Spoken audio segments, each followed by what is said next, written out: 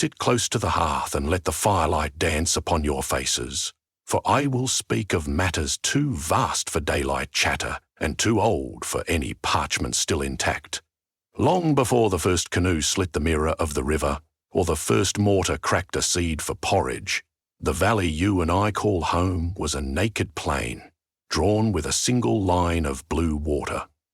Wind braided dust into wandering dunes, and the sun ruled without rival, turning every stone into a hot coal too stubborn for moss. Yet across that silence there walked a being taller than storm clouds and kinder than evening rain, the Cedar giant. His name, lost to ages even elder than mine, is said to be woven of 6 syllables. Birds can still sing, but no tongue shaped for speech can hope to mimic. People remember him instead by his deeds, and they call those deeds forests. The elders told me the giant sprang from a cedar seed flung across the sky by Mother North Wind when she argued with Father Deep Earth. Their thunderous quarrel split mountains and rattled moonlight out of shape, and in a fit of restless sorrow Mother North Wind plucked a cone from the oldest cedar atop her cold cliffs. She twirled it through the heavens so swiftly that sparks flew from its scales, and each spark became a star. But one seed, heavier than regret, tumbled down until it struck the mouth of a dormant volcano. There it melted, drank magma, swallowed mist, and rose as a child already crowned with a green crown and shod in sandals of root.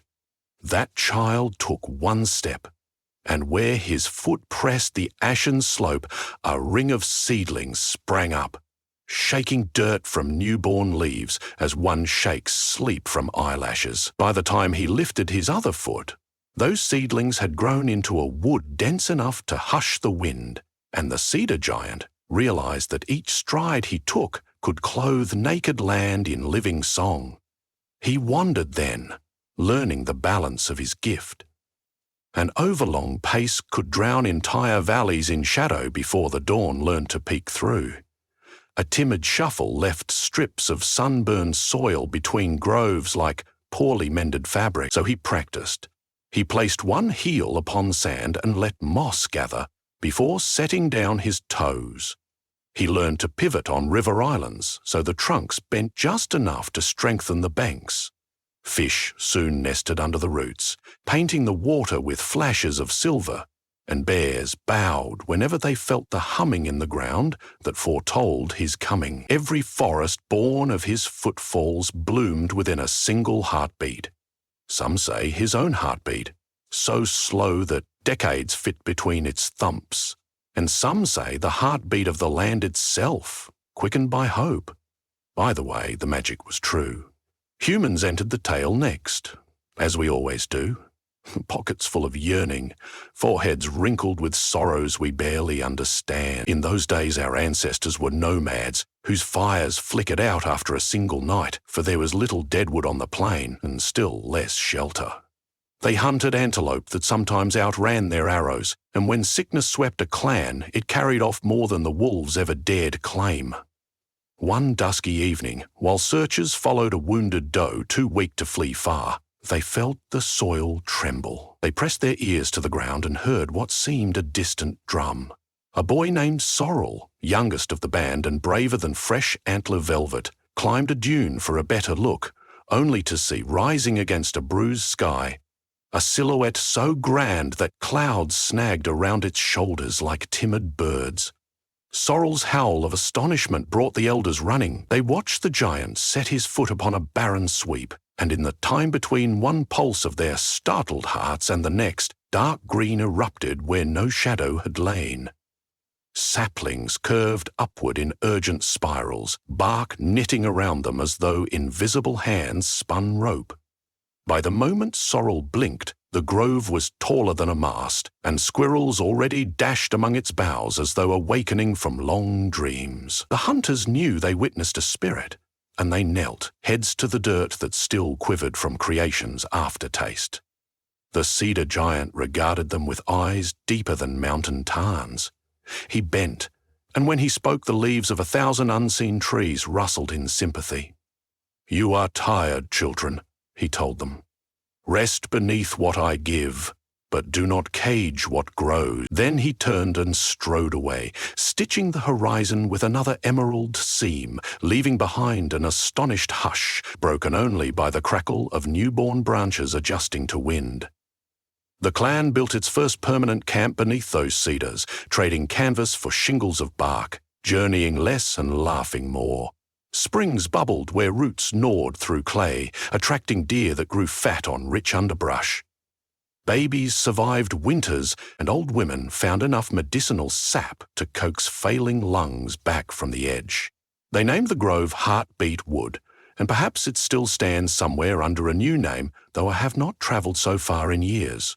Another generation passed, and tribes from further plains noticed the miracle. They too wanted shade, water, berries and game, and so they followed stories carried on grateful tongues. Most came with open palms, some arrived with clenched fists. Among the latter strode Wamo the Chain-Forged, chieftain of a restless people who believed the world owed them every comfort that stronger hands could seize. Wamo had hammered shackles for mammoths and domesticated thunder with drums and spears tipped in jagged copper. But copper dulled, drums split, and mammoths eventually shook free. Wamo sought something that could never slip a tether. When he heard whispers of a walker whose every footstep birthed entire forests, he tasted conquest on the back of his teeth and led an army to intercept the cedar giant. They found him at twilight on a stretch of brittle grass the sun had nearly murdered. Wamo's warriors spread into a circle, torches like angry stars pricking the dusk. The giant paused, perhaps puzzled that such small creatures would attempt to hem him in. Wamo stepped forward, raising a length of chain so thick 4 men were needed to drag its tail behind him. "I am master of lands east of the horizon gap," he proclaimed. "I brand what serves me and break what refuses. Yield your steps, or yield your life." His soldiers clanged shields in greedy rhythm. The cedar giant did not anger, though thunderclouds gathered in his brow. He spoke softly, yet the air vibrated with the roots of words so old they tasted of iron and sunrise. "Bondage and forest share no soil," he replied. "A chained seed rots, a caged river stagnates. Were I to walk beneath your lash, I would sow only deserts." Then he lifted his foot and set it down beyond the soldier's ring. Lakes of green exploded outward, knocking men from their feet with the pure force of growth. Cedar trunks shot upward, cracking shields, twisting the very chains into spirals of useless metal. Leaves rained like jubilant confetti, and Wamo's army fled, bruised by gentleness too strong to fell. Wamo alone stayed. Pride glued his boots to the earth as the giant loomed overhead. "All power that lives must serve," he snarled, though his voice trembled. "If not to me, then to fear. Your mercy condemns you to weakness." The giant crouched, lowering his enormous face until his eyes reflected Wamo's scowl like twin moons. "Mercy," he said, "is the oldest strength. The cedar bends all storms toward shade."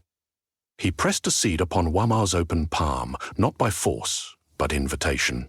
The chieftain stared, feeling warmth pulse through his lifeline. He closed his fist, unsure whether to crush or cradle it. When he finally opened his hand, the giant was gone, stride carrying him over newborn treetops toward unknown horizons. In the years to come, the cedar giant's legend grew alongside his forests. Some claimed he strode north, lacing the cold barrens with green veins where caribou found winter forage. Others swore he ventured south into hungry deserts, gifting oases to caravans who paid him with songs. Wherever wind carried his name, desperate souls petitioned sky and soil to guide his path across their thirst. Many were rewarded. A single quiver in the ground, a gasp of wind scented like crushed needles, a sudden hush, followed by the roar of life ascending. But the giant never lingered. His covenant with the land forbade permanence.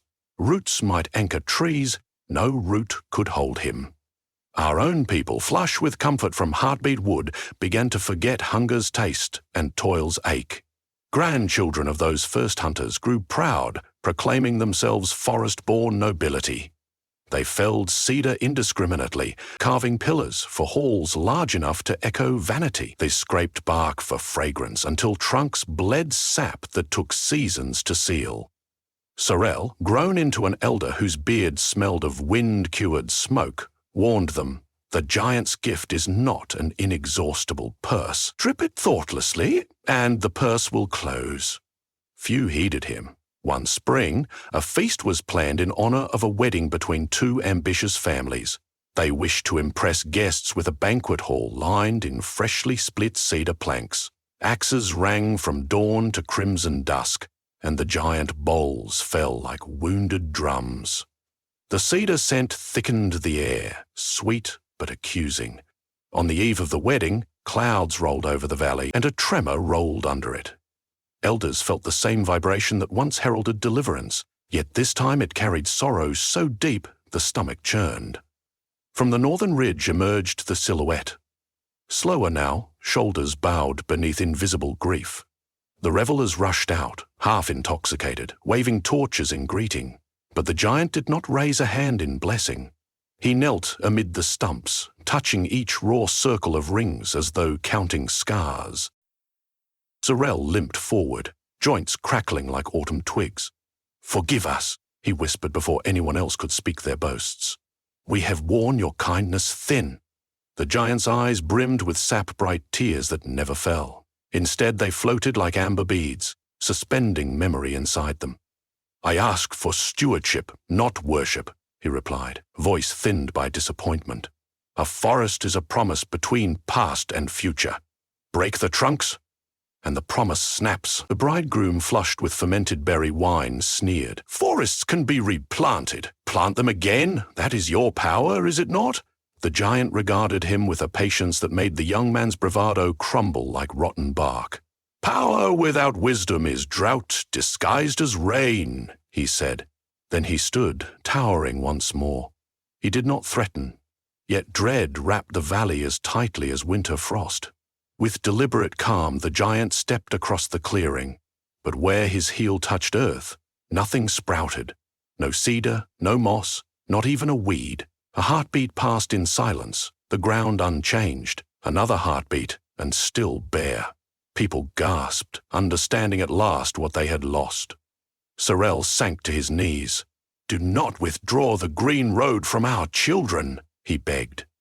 The giant gazed beyond them, perhaps watching distant horizons still unsullied. "Tell them why the first forest grew," he answered. "If they learn, I may return." He walked away, and the soil beneath his feet remained mute. It was the only time in all songs that the cedar giant moved without sowing life. For weeks afterwards, men thrust seed into furrows, trying to mimic what they once received freely. But no seed touched by an unrepentant heart took root. Rain dodged their fields, and wolves reclaimed paths, once cushioned by leaf litter. Sorel devoted his remaining seasons to teaching. He gathered children beneath the few surviving boughs and spoke of mercy, of balance, of the heartbeat that stitches time to growth. He showed them how to thank a tree before taking a limb, how to plant 3 seedlings for every sapling cut, and how to kneel so ears might hear roots gossip beneath soil. Some learned, some shrugged. Eventually, Sorel's voice joined the wind, and decades tumbled past like dry leaves fleeing. Then came Mayra, a potter's daughter whose hands shaped stories as deftly as clay. She grew listening to Sorel's teachings, retold around ember-flecked nights. At 16, she set forth alone, carrying no more than a water skin and a pouch of cedar seeds Sorel had entrusted to her mother long ago. She sought the cedar giant, not to beg forests for her clan, but to understand why he stopped. She journeyed across plains, still bearing the scar of vanished groves, through deserts rumored to hide bone-white trunks swallowed by sand, and finally up a mountainside where clouds perched like brooding eagles. There, in a meadow ringed by battered stumps from some ancient lightning fire, she found him. He lay on his side, not dead, but weary, as if the sky had at last convinced him to become landscape. His torso rose and fell with continental slowness, and bristlecone pines rooted in soil that clung to his shoulders like a blanket. Mayra approached without words, opened her pouch, and scattered the seeds onto his weather-cracked palm. Then she sat and began to sing, voice quiet as dew. She sang of hunters who had once shared marrow with wolves, of sorrel's awe under firstborn cedars, of mistake and regret, and the fragile courage to begin again. She sang through sunset and starlight until her throat bled dryness. The cedar giant opened his eyes when dawn lit the sky pink as a fresh scar. In his palm, the seeds had germinated overnight, tender shoots twisting between his lifelines. He studied Myra as one might read a sunrise never previously charted. "Why bring me these?" he asked. She answered, "Because every promise needs two keepers, and one has been sleeping." The giant smiled, a creak of continence. He rose, dusted the mountain from his flanks, and lifted Mayra onto his shoulder. Together they descended, his strides slow and mindful. At the foot of the mountain, he paused, sensing the brittle plain where forests used to hum. He took one deliberate step forward. The earth trembled, hearts raced, and saplings burst forth, not only cedar, but ash, elm, juniper, and fruiting plum. Birds hearkened from horizons, weaving nests before leaves fully unfurled. Mayra placed her ear to the trunk nearest her and heard the old promise re-humming. The giant knelt to let her down. "Now your heartbeat joins the land's," he told her. "Guard it." She nodded, tears salting her smile. He strode east, leaving behind ribbons of green where starvation once cracked the soil. People emerged astonished, ready to cheer. But Mayra lifted her hands for silence. "Will not stay," she warned, "and should not need to. To keep what he gives, we must walk in the spaces between his footsteps, planting what our own hands can manage before his next visit." So it became custom that whenever tremors hinted at the cedar giant's arrival, villagers prepared by mending their forests first, tending saplings, pruning dead limbs, mulching roots, and teaching the youngest the simple liturgy of gratitude. The giant would arrive to find caretakers, not plunderers, and his footsteps grew lighter, as though the burden of creation could be shared. Legends say that one day he will halt his wandering entirely, at peace to let the world's many heartbeats maintain what he began. Others argue he is the wandering pulse itself, and stepping is simply how he breathes.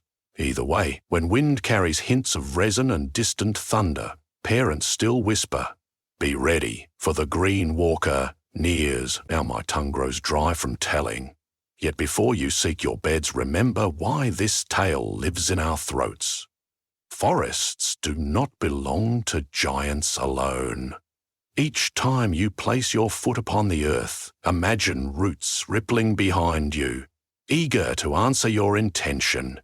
Walk gently, breathe mercy, and perhaps someday you will feel the cedar giant's footfall echo yours, a heartbeat of the land, blooming life between mere steps.